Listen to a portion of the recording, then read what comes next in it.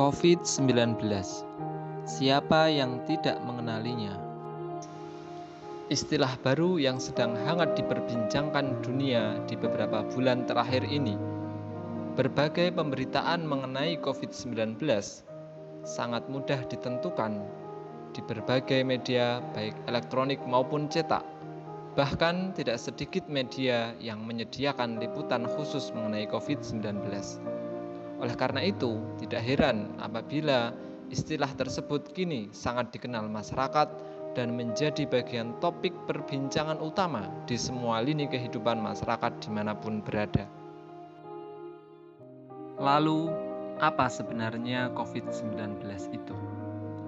COVID-19 merupakan singkatan dari Coronavirus Disease 2019 yang berarti virus corona yang muncul di tahun 2019. Istilah COVID-19 pertama kali dikenal di Wuhan, Cina sejak Desember 2019.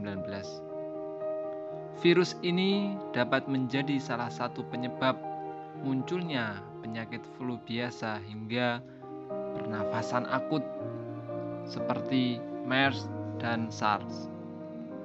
Perkembangan virus ini sangat cepat, sehingga WHO melabeli wabah COVID-19 ini sebagai pandemi global. Munculnya COVID-19 sebagai pandemi global dengan penyebaran yang begitu cepat membawa dampak yang signifikan di masyarakat.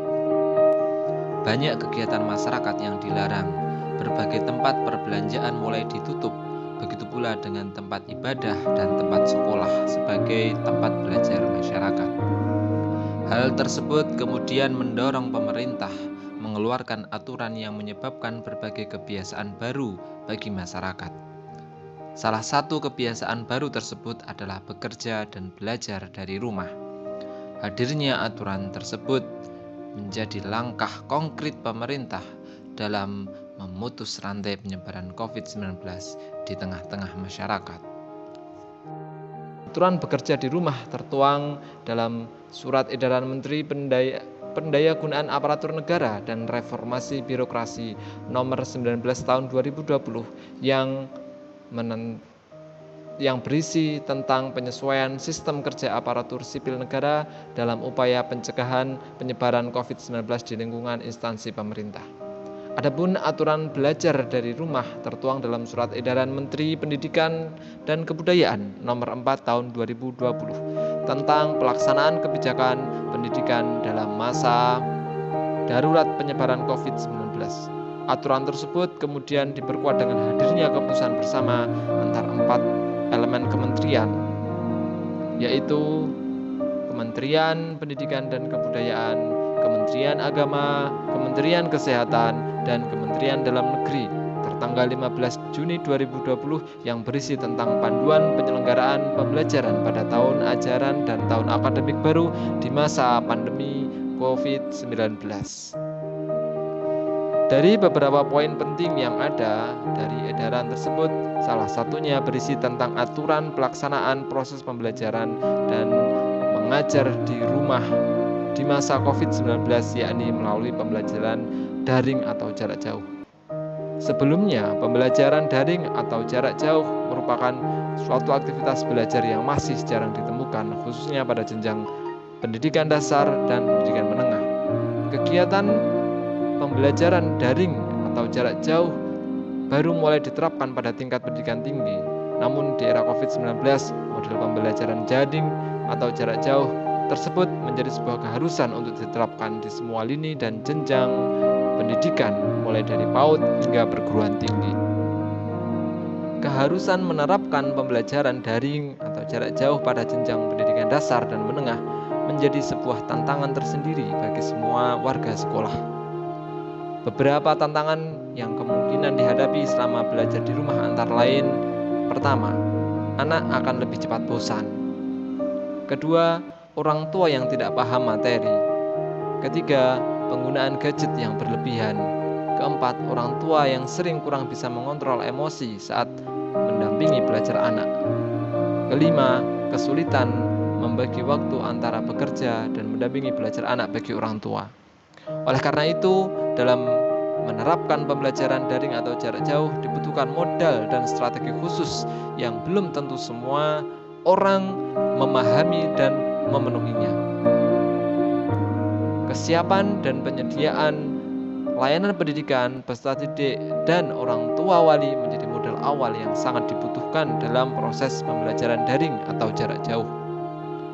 Hal berikutnya yang juga perlu dipahami adalah bahwa penerapan pembelajaran daring atau jarak jauh yang baik hanya akan dapat terwujud ketika terdapat kerjasama yang baik dari semua pihak. Oleh karena itu, diperlukan kolaborasi yang baik antara pendidik, peserta didik, dan orang tua wali. Pendidik memiliki peran utama dalam menentukan bentuk kolaborasi yang akan diciptakan. Setiap pendidik memiliki karakter masing-masing sehingga diperlukan bentuk kolaborasi yang tidak sama antar satu peserta didik dengan peserta didik lainnya. Komunikasi intens antara pendidik, peserta didik, dan orang tua wali dapat menjadi solusi menciptakan bentuk kolaborasi yang baik sehingga akan tercipta pembelajaran daring yang efektif. Selain itu, ada beberapa tips lain yang perlu diperhatikan agar pembelajaran jarak jauh dapat dilakukan secara efektif. Pertama, kumpulkan informasi kesiapan orang tua. Selama pembelajaran daring atau jarak jauh, peran orang tua mendampingi anak saat belajar menjadi sangat diperlukan.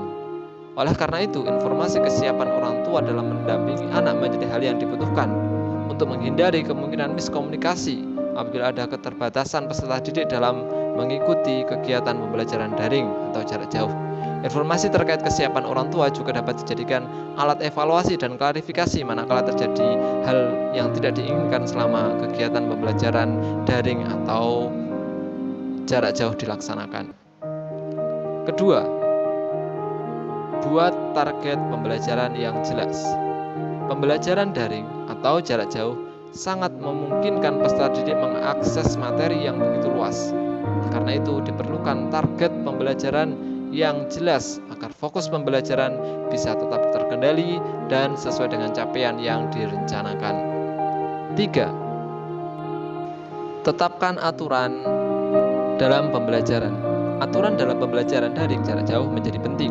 Hal tersebut digunakan untuk mengatasi berbagai gangguan yang sangat mungkin akan lebih besar ketimbang gangguan ketika pembelajaran di kelas. Hal penting yang perlu diperhatikan terkait aturan pembelajaran ini adalah bagaimana kita dapat konsisten dalam menerapkan aturan yang telah kita buat, dan pastikan dalam pembuatan aturan tersebut peserta didik dan orang tua diikutkan agar sama-sama memahami dan menerimanya. Kemudian yang keempat, siapkan reward dan punishment. Reward dan punishment ini dapat menjadi penyemangat anak dalam belajar. Walaupun awalnya mereka terpaksa, namun pada akhirnya akan terbiasa. Reward dan punishment dapat diberikan dalam bentuk hal ringan yang biasa mereka kerjakan. Untuk reward bisa seperti membeli mainan atau mengajak pergi makan dan yang lainnya. Sementara punishment dapat diwujudkan dengan seperti mencuci piring, menyapu rumah, dan hal kegiatan lainnya. Tips yang kelima, tentukan jadwal pembelajaran yang jelas. Selain aturan yang perlu dibuat, menentukan jadwal pembelajaran sejak dini juga menjadi hal penting. Hal tersebut dapat menjadi solusi atas keterbatasan waktu yang dimiliki oleh orang tua dalam mendampingi belajar anak. Oleh karena itu, penting sekali mengikut sertakan orang tua dalam pembentukan atau pembuatan jadwal pembelajaran. Tips yang keenam, tentukan durasi pengerjaan tugas. Atur waktu dengan teratur. Usahakan memberikan jadwal akses daring walaupun tetap bersifat fleksibel, khususnya bagi mereka yang memang tidak bisa sesuai waktu, seperti mereka yang mungkin terkendala di sarana prasarana. Tips terakhir yaitu gunakan alat. Alat yang dimaksud di sini adalah berupa berbagai aplikasi yang disediakan seperti Ruang Guru, Kuiper, Zenius, dan sebagainya. Selain itu, bisa juga menggunakan aplikasi-aplikasi yang memungkinkan Anda dapat berinteraksi langsung dengan peserta didik, seperti menggunakan Zoom Meeting, Webex, Google Meet, dan lainnya. Hal tersebut dapat menjadi strategi alternatif untuk mengkomunikasikan atas materi yang selama ini telah diberikan. Demikian pemaparan tentang pembelajaran di masa COVID-19. Semoga bermanfaat.